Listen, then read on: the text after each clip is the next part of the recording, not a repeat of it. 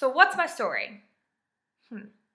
That is a question that I get quite a bit, especially because we're all about storytelling here at Project Wednesday. And there's a couple of my team members that have been asking me for quite some time, what is your story? What is your story? What is your story? What is your why? We have the general why. We want to develop and reinforce this positive human development through Project Wednesday, myself and all the team members. But they want to know, like, why, Holly? Why did a year ago did you sit and do this? And I've given some backstory with, just wanting to leave my mark and to inspire in some way, shape, or form, in just a nutshell of a way of saying it. But what it really comes down to is, of course, my whole story is 25 and a half years long now, but there are some major pieces. And to just kind of quickly go through it, I guess you could say, it started when I was a kid.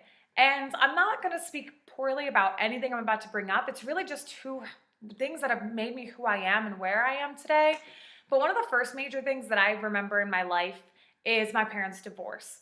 And basically what that means for me now is it set me on a different path than other kids that don't have parents who divorced, or for kids that never had parents or knew their real parents, or whatever. There's all different situations.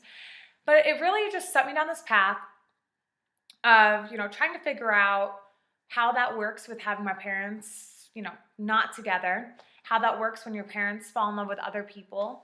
At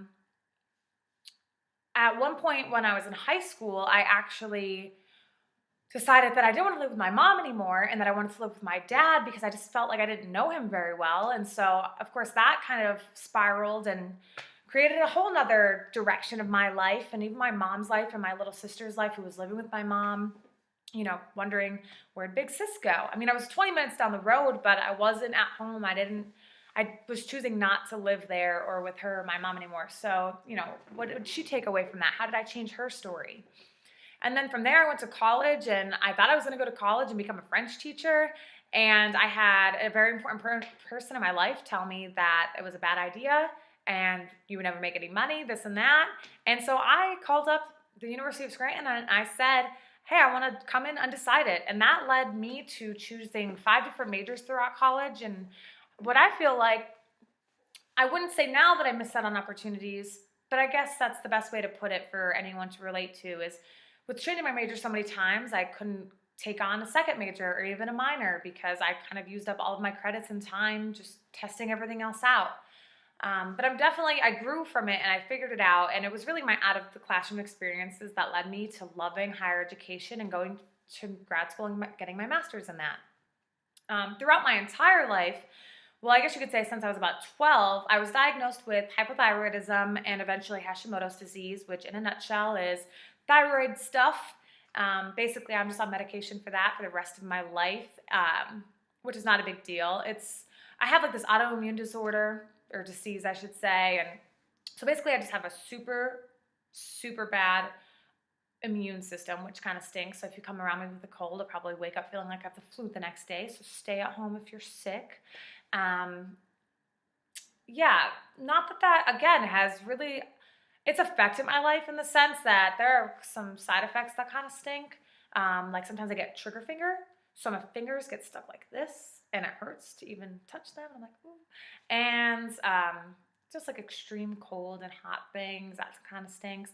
The biggest thing is, and I'm not trying to say this lightly, but I guess I kind of am at the same time, is I have been on and off battling depression for a very long time, probably since high school.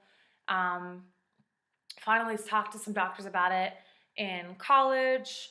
And when I was in grad school, I actually finally would go to some therapy sessions. And yeah, which when people hear that sometimes, not that I talk about it a lot and not that I'm hiding it, it's just, it doesn't define me. It's just something I'm personally going through, which we all have. People are like, but you're one of the happiest people I know. You can't be depressed. And I'm like, I don't think so either. But I definitely am sometimes. So there's that.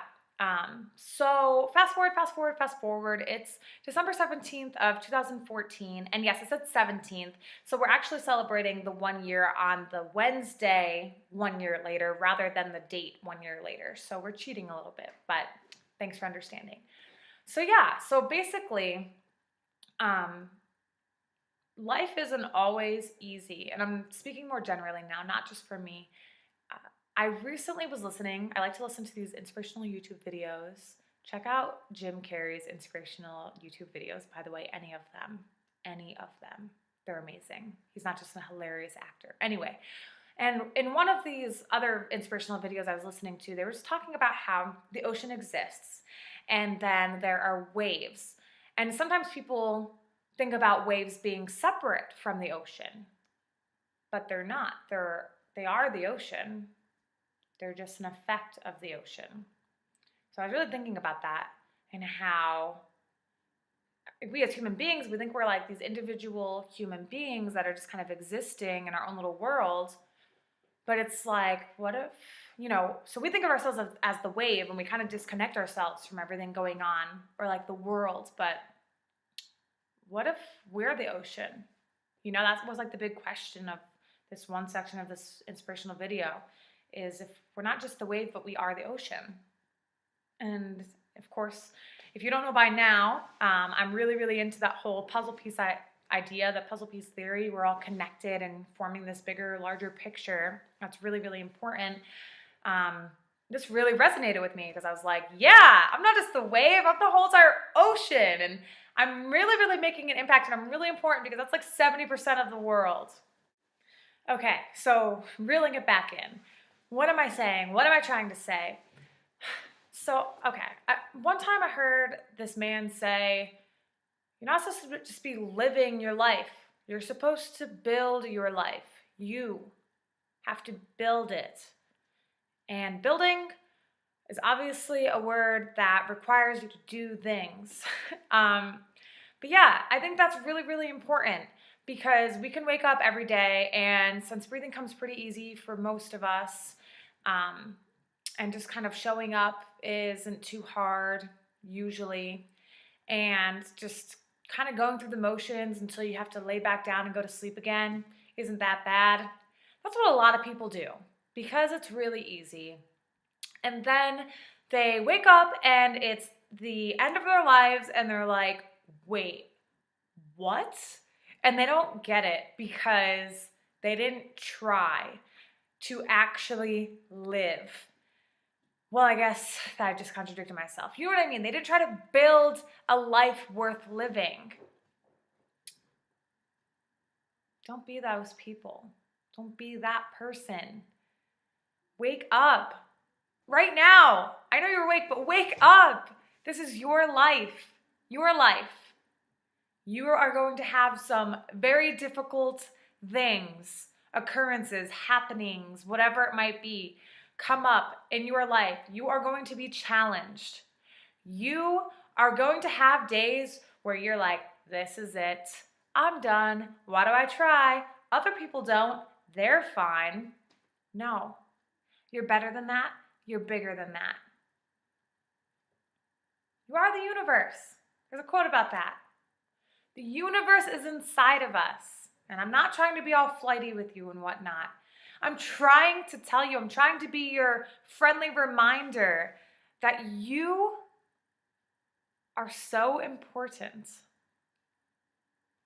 That you are what is leaving this impact on the future of this world. Do you ever think about that? That the people before us that made all of this around us possible, I mean, they were people too. They weren't like some sciencey, robotic, like know-all, whatever human beings. They were human beings who just put their mind to something or maybe had a little special knack. But guess what? You have a special knack. You have a special talent.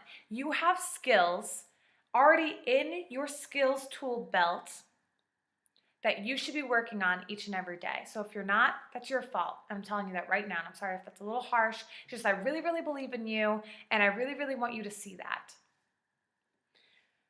I digress. Again, I guess I just have to say thank you. Thank you for everything. I don't even know you probably. Or maybe I do. Hey, Mom. But this is incredible. I don't know if you ever think about it. Like, not even just Project Wednesday, but using Project Wednesday as an example, just this community of all these random strangers just sharing their stories and connecting human beings to some sort of feeling or motivation or action that they're going to implement into their own lives. That's powerful. So let's keep doing it. Let's keep building it. And let us know if you want to be a part of it in any way, shape, or form, because we're always looking for that. But I'm going to end here because I'm really, really happy. And you should be too, because we're making a difference. And I really believe that. So thanks.